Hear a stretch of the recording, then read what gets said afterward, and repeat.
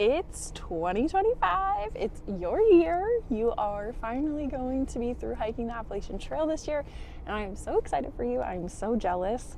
I wish I was doing it this year with you, but I wanted to come on today, obviously, to wish you guys luck and also to give you guys just a few pieces of advice, things that I learned when I was out there. As someone who quit their thru hike attempt in 2023, I feel like maybe these tips could help you be a little bit more successful. I know the bubble is coming up here when this video is being posted in like a week or so. The bubble's going to be heading out, so I thought this would be the perfect video to put out this week. So the very first tip I have for you guys has more to do with if you are deciding to start the trail with a hiking partner, or if you are deciding to you want to be with a tramily or a group of people hiking and you link up with some people in the very beginning of the trail or maybe later on in the trail. This tip is for you. It's not gonna be for everyone. If you decide you want to do this all solo, this tip probably has nothing to do with you, and skip to the next one. Okay, so this tip has to do with communicating your plans, your needs, your wants when you are on trail. You need to communicate them with your partner, your tramily, whatever, because if you do not, you are going to be exponentially more stressed. There's probably going to cause conflict. It's probably going to be uncomfortable for you and your tramily members. So communicate your plans, communicate your wants. If you do, maybe your tramily member or your hiking partner or whatever may be like, oh wow, that's a better idea, and go along with it. And maybe they won't. Maybe they'll decide, you know what, I want to keep doing my own plans, you do you, and that's fine, right? They say hike your own hike.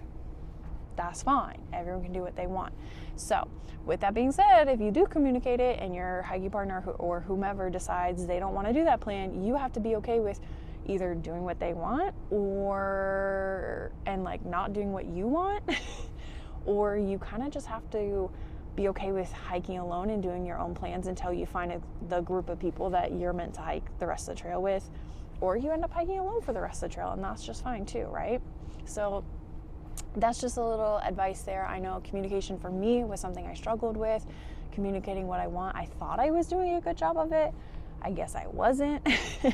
And I don't think I necessarily was like comfortable being by myself at a certain point, because I thought I was hiking with someone, and it was just weird communication. So try to communicate as clearly as you can. Okay, now this one goes along with that same tip. If you're hiking with a group of people or a hiking partner or whatever, and you are facing some major pain, like for example, my feet were in pain every single day. Like it was rough for me. And I was pushing through that major pain so I could hike with my tramily and with my hiking partner. I was trying to stick with their mileage, trying to stay with them, and I was pushing through that pain, and ultimately ended up me getting off trail because I was in so much pain and didn't want to keep being in pain every single day. Now, could I have just communicated my needs? Sure. Could I have gone by myself and done less mileage? Sure. Could I have gone into town and decided that I'm going to take a couple zeros and I'm just not going to be hiking with that group of people anymore because they're going to go on ahead? Sure. But I didn't. So my advice to you, embrace that tramily, but also you gotta not push through that pain if it's pushing you to the point where you're gonna end up injuring yourself. Sorry, tramily, I gotta take some time, I gotta do lower mileage. Y'all can join me, but I don't want to injure myself. Okay, the next one is really stemming from my last day that I spent on trail. The last day I spent on trail, if you guys watched that video, I was in very cold temperatures. It was raining, misting. It was a weird temperature to where it's like I couldn't wear like my puffy, obviously, because it was raining, but then like it was too cold to wear my fleece, or it was too warm to wear my fleece at some points, but then I would get really cold because the wind would pick up, and then I'd need to put my fleece on, so I'd have to take my rain jacket off and then put the fleece on, and then I was scared my fleece was gonna get wet. It was a whole thing. So my third tip here for you guys is to embrace the rain, but know when it's time to go into town. Know when it's time to call it quits, get a ride into town early, and dry out yourself. Go somewhere warm. Don't let it lead you to the point where you hate hiking and where you just want to go home and quit the trail, because that's what I did, and I really regret it. I regret getting off trail big time, especially the days that I did get off trail, because I didn't want to be, obviously my foot pain, I didn't want to deal with that, like I said earlier in the video. But I also didn't want to go back out in cold rain anymore. And like, come on, you can push through that, Laura. So my advice to you, embrace the rain, but also get into town if you need to dry out. Have the budget to do it. Okay, so these last 2 tips are the 2 most important out of the 5 that I've mentioned. So pay close attention here. This 4th tip is to change out your shoes. Change out your shoes. Before you decide to go and quit, go into town, get a brand new pair of comfy shoes with the new cushion and whatever is in it, maybe new insoles, maybe even get some new socks that are nice and cushiony. Do that before you decide to quit the trail. I don't know what I was thinking. Why did I not go into town, get a new pair of shoes? I had hiked almost 300 miles on this pair of shoes, and I was having foot pain, and I didn't think, maybe, Laura, you need to change out your shoes. What was I thinking? I don't know. So my advice to you, change out your shoes. The last tip, most important tip out of all of them, ready? Take your time. Take your time.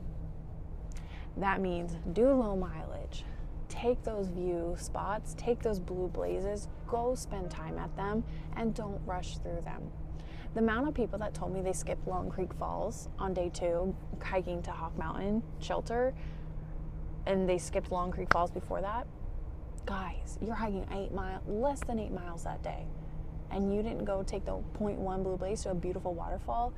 Oh, the amount of people that told me they skipped Sandy Indian Mountain Blue Blaze is another 0.1 off the trail. That was one of the most beautiful views. When I think back on my time on the trail, I don't remember the like crappy moments. I remember the moments that I spent time with people. Like, for example, the day that I woke up at Sassafras Mountain Shelter after climbing up out of the NOC, having that crazy 7-mile climb, I spent the night at Sassafras Mountain in my tent, and my tent pole snapped in the middle of the night. I woke up, I had to figure that out. Like, I had to deal with Big Agnes customer service that day, trying to figure all that out.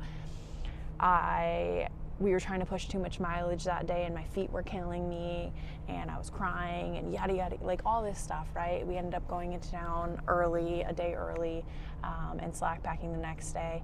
But I don't remember all those things when I think back on that day, right? Obviously, I'm doing it now for the video, but like when I think back on the memories, I think about the fond memories, right? The good times. And from that day, what I usually think about is the hour, maybe 45 minutes, that we spent sitting on Chewa Bald with 5 or 6 other people, just chatting, yapping it up, enjoying the view. We met someone new and we gave them their trail name. Like, that's the memory that I remember from that day.